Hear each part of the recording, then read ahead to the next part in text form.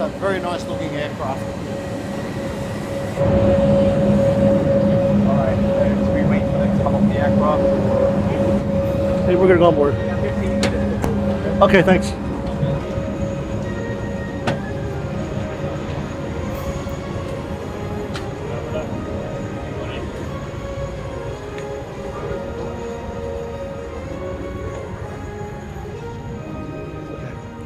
When's this aircraft being delivered?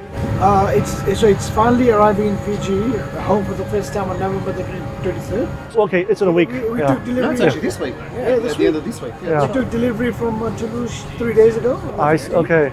And then we have a couple of stops in Brisbane and Sydney on the way to home.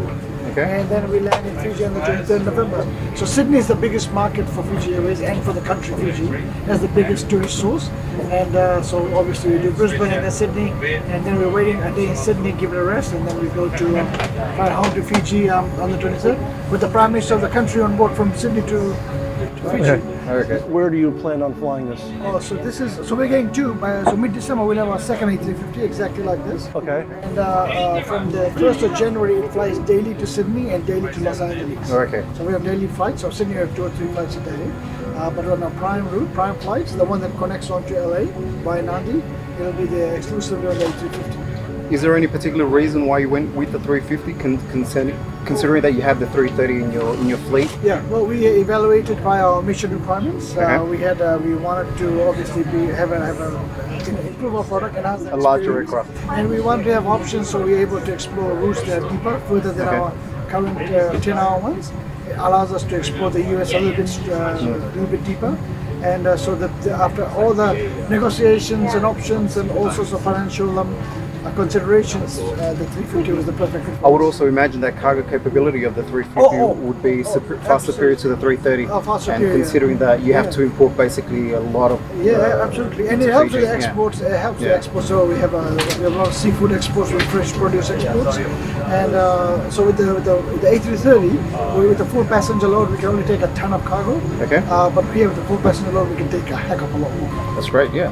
This is really helpful. It's really good. So why not this and not the 787-9 or 10 or not dash 9? Sorry. The final contenders. So we're evaluating 3 options: the A350 XWB, we have the A330-900 Neo, and then the Dreamliner. Okay. So ultimately, in the final cut-up, in the consideration, this came out on top.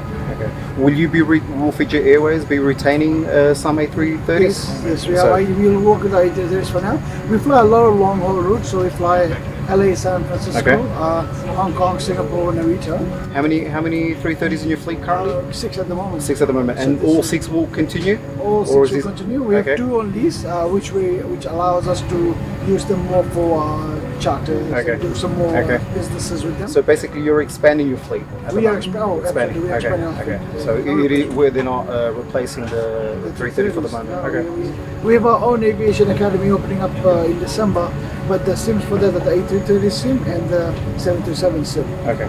So you have a academy opening up in Fiji. We have a full flight simulator opening up. We have a Fiji. That's got to be something very, very big for your airlines. State of the art. That's a US Rather than $45 million investment. So 45 million. Wow. US, yes.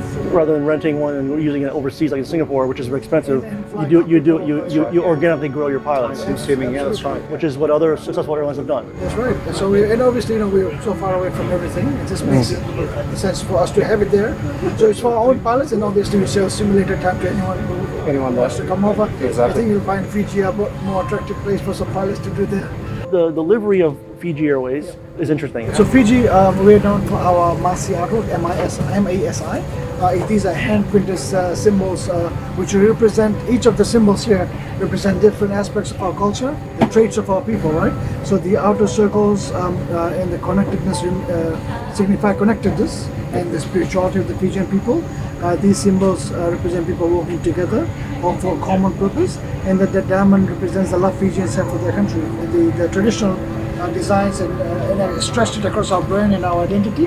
So you see them in our engine cowling, on our pillows, on the tail fin surrounding the teteva, which is our logo.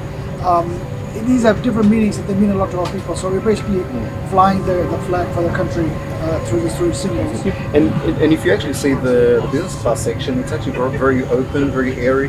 The colors chosen are very simple, not overwhelming. So It's simple elegance, That's which is right, sort of, yes. and it's the humility of Fijians. So you don't want too overwhelming. Too overwhelming. Yeah, that's- I'll tell you one thing I absolutely like about this aircraft. It's private. A lot of business classes you fly in are not private, and this is private for every seat right here. Most people probably prefer being alone or, in their own little ambiance. Let me try it. Yes, it does. Why don't you go full flat? And this is the cushion for what you for the. No, that's your duvet. Okay. When you're ready for, Oh wow, this is duvet. yeah, open it up. Oh yeah, this is a nice duvet. It's back in this day and age. I'll tell you right away, this is very comfortable. The contour of the seat is like a comfortable car. And well pushed. When you do go full flat, our crew actually come and do a turn down. So there's a mattress that goes on top of the seats. It's comfortable. It's spacious. One thing I really like about this, it's like a, I don't know how to say it, like a Mercedes SUV seat kind of seat. You feel like the leather. It's got cushion without having a mattress on top of it.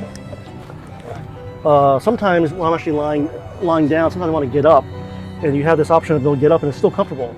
Whereas you don't feel like you're doing sit-ups to get up. This is actually this is actually very impressive. Okay, you could raise this. I see right here. There you go. So to drink. Okay, right there. I can put your wallet right here. Passports. Very nice. You have more storage right here. I guess this is where you can put more stuff right down here. Here's the controls for the TV.